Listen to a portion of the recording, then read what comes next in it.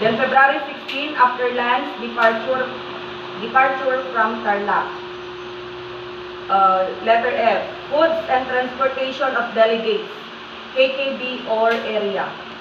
Letter G, morning working committee on foods for choir members. In charge po si Vice President Ben Tolentino, members Alfredo Sadaran, then si Hermano Charito Benedicto. Committee Inquiry Uniform, President Joey Tolentino.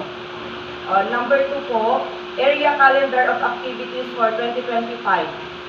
As suggested ulit ni Vice President Tolentino, all local and area committee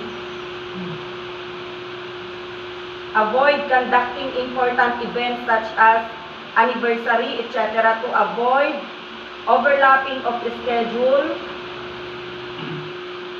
with the National Board meeting based on the schedule of activities set by the District 4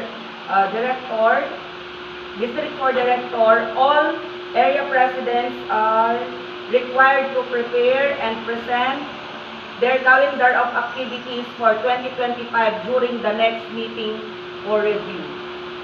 So, lahat po ng all area president po. May note po na all area president are required to prepare and present their calendar of activities for 2025 during the next meeting for review. Under po noon, other matters po, letter A, 60 individual members, annual contribution for the important improvement of District 4 National Headquarters.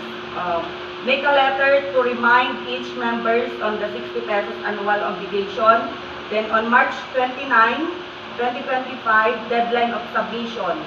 March 29, 2025, deadline of submission of year 2023 to 2024.